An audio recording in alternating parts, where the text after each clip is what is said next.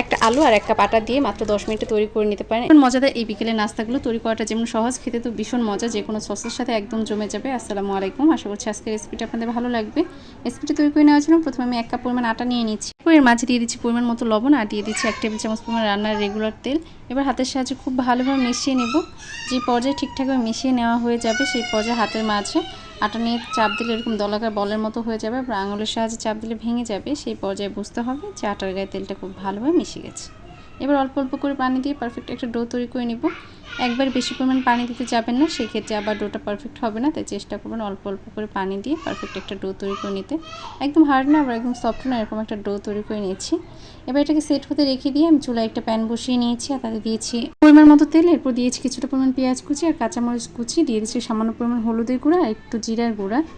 এরপরে একটা আলু আগে থেকে সিদ্ধ করে ম্যাশ করে রেখেছিলাম, সেটাকে দিয়ে সব কিছু একত্রে খুব ভালোভাবে মিশিয়ে নিচ্ছি। মিশিয়ে নেওয়া হয়ে গেলে দিয়েছি পরিমাণ মতো লবণ আর দিয়ে দিচ্ছি ম্যাগি মশলা। ম্যাগি মশলাটা দেওয়ার চেষ্টা করবেন, এতে করে এটা খেতে অনেক বেশি ভালো লাগে, খুব সুন্দর একটা স্মেল আসে। আর দিয়েছি ধনিয়া পাতা কুচি। এবার সব কিছু একত্রে মিশিয়ে নিলেই হয়ে যাবে। এটাকে চুলা থেকে নামিয়ে নেব। নামিয়ে নেওয়া হয়ে গেলে আগে থেকে যে ডোটা রেডি করে রেখেছিলাম সেটা সেট হয়ে গেছে। সেখান থেকে দুটো লেচি কেটে নিয়েছি বড় আকারে, সেটা দিয়ে নাস্তাগুলো তৈরি করে নেব। এরপর যেই পুরটা রেডি করে রেখেছিলাম সেটা ভিতরে দিয়ে একটু ছড়িয়ে নিচ্ছি চামচের সাহায্যে। এরপর আরেকটা রুটি দিয়ে ঢেকে দিয়ে এই চারপাশটা কেটে নিচ্ছি। প্রথমে এই চারপাশে এবুথেবু কোণাগুলো কেটে চারকোনা করে নেওয়ার পরে এটাকে আবার লম্বা লম্বা করে কেটে নেব। আর এই কাজটি আমি কীভাবে করে নিচ্ছি সেটা আপনারা দেখেই বুঝতে পারেন, খুবই সহজ এটা, মানে কেটে নেওয়া কিংবা এই ডিজাইনটা দেওয়া। প্রথমে কেটে নেওয়া হয়ে গেলে লম্বা লম্বা করে এরপরে এর দুইটা মাথা ধরে একটু মুড়িয়ে নিব। দেখেই বুঝতে পারছেন এটা কীভাবে করে নিচ্ছি, খুবই সহজ। এরপরে একটু ঘুরিয়ে নিলেই হয়ে যাবে হাতের সাহায্যে। খুবই সুন্দর একটা ডিজাইন, এটা তৈরি করা খুবই সহজ, যে কেউ তৈরি করে নিতে পারবে।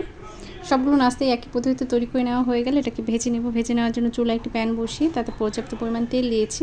এরপর তেলটা যখন গরম হয়ে এসেছে সেই পর্যায়ে এক এক করে এর মাঝে নাস্তাগুলো ছেড়ে দেব। সময় নিয়ে দুইটা পাশ একটু সুন্দর মতো ভেজে নিলেই হয়ে যাবে। যখন এরকম একটা লালচে কালার চলে আসবে সেই পর্যায়ে তেল ঝরিয়ে তুলে নেব। আর এটা এতটাই মুচমুচে হয়ে থাকে, খেতে ভীষণ ভালো লাগে। আশা করছি আজকের রেসিপিটি আপনাদের ভালো লাগবে। যদি ভালো লাগে অবশ্যই লাইক কমেন্ট শেয়ার করবেন। সবাই ভালো থাকবেন। আল্লাহ হাফেজ।